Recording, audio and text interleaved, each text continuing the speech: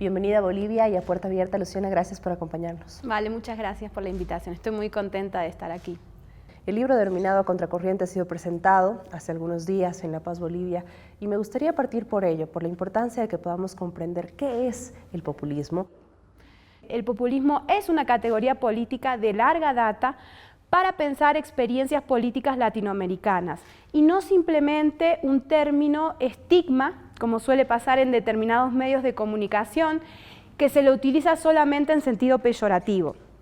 Y la particularidad de esta categoría política, a mi entender, es muy sencilla y permite pensar el vínculo entre lo popular y la institucionalidad.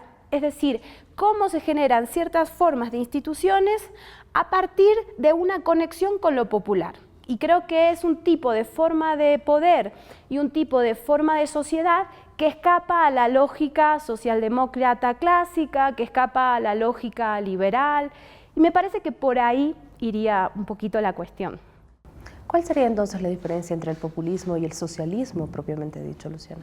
No siempre en la historia del pensamiento social latinoamericano fueron términos antagónicos, muchas veces se los ha pensado como términos complementarios, porque el populismo podría ser entendido como un espacio donde se reflexiona más acerca de lo popular, independientemente de hacer anclaje en la cuestión de clase, entendiendo lo popular en un registro un poco más amplio, y pensando a lo popular en conexión con una idea de Estado de Derecho. A diferencia quizás de las teorías socialistas, en donde lo que se busca experimentar quizás es formas de gobierno totalmente diferentes al concepto de Estado, ¿no? Porque en el marxismo clásico el Estado siempre es algo que en teoría debería ser eliminado porque es lo que genera las desigualdades y el capitalismo. En cambio el populismo es una forma de entender la política donde el Estado no necesariamente va en contra de lo popular y donde no necesariamente es el que engendra las desigualdades sociales, sino que el Estado puede ser un mecanismo de igualación social y de democratización de la sociedad. Quizás son dos tradiciones diferentes que a veces se encuentran, a veces se desencuentran y que tratan de pensar una alternativa al neoliberalismo, digamos. Pero me gustaría que tú, desde tu análisis y desde tu amplia experiencia en cuanto al populismo se refiere y de tus estudios, nos digas si desde tu punto de vista Bolivia es un gobierno populista y por qué. Entendería que Bolivia ha sido y es una experiencia populista por la lógica de lo político, por la lógica de construcción de poder político que tiene lugar en Bolivia y que tiene que ver con esto que decíamos antes, que es una conexión entre lo popular y lo institucional. Y yo creo que el MAS, Evo Morales, sobre todo como figura de liderazgo, y un liderazgo muy particular, creo que responden a esa lógica de construcción de lo político. ¿Por qué tan particular el liderazgo de Evo Morales?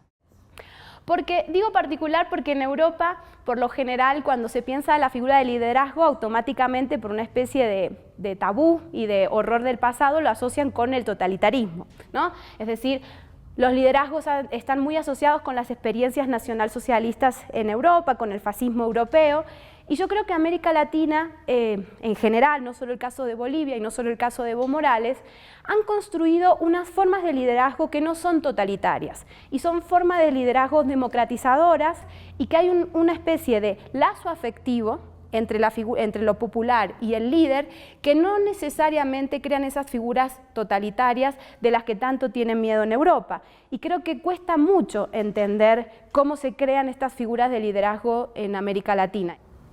Luciana, es importante, creo yo, que resaltemos que no solamente existe el populismo en la izquierda, sino también en la derecha. Es algo que se ve actualmente con Donald Trump en Estados Unidos y con Marine Le Pen en Francia. ¿Cuál es tu posición frente a estos populismos de derecha? ¿Cuáles son las diferencias? ¿Existe la posibilidad de que algo similar se repita en América Latina? Siempre es un término complejo, primero, si vamos a hablar de populismo de izquierda o populismo de derecha, porque si nos vamos de nuevo a América Latina, el término populismo nunca se generó la distinción entre de derecha e izquierda. Esa distinción se genera en Europa, cuando se empieza a ver que hay experiencias populistas europeas, entonces se necesita delimitar unas que conducen a cierta experiencia emancipatoria, de otras que parecieran, digamos, retrotraernos a experiencias de estados más totalitarios y que a su vez siguen con una agenda económica neoliberal. Entonces, eso como en primer lugar, como tratando de ver si es pertinente o no hablar de populismo de izquierda o de derecha. Pero más allá de si es esa la distinción o no, sí es verdad que están teniendo lugar, como muy bien decís vos, formas distintas de populismo, ¿no? Decíamos recién que es una lógica de construcción de lo político, es una lógica de construcción de lo político que apela a lo popular y que apela a lo popular en términos afectivos, en el sentido de que hay una identificación entre los sectores populares y quienes están tratando de liderar un cambio en la forma de gobierno.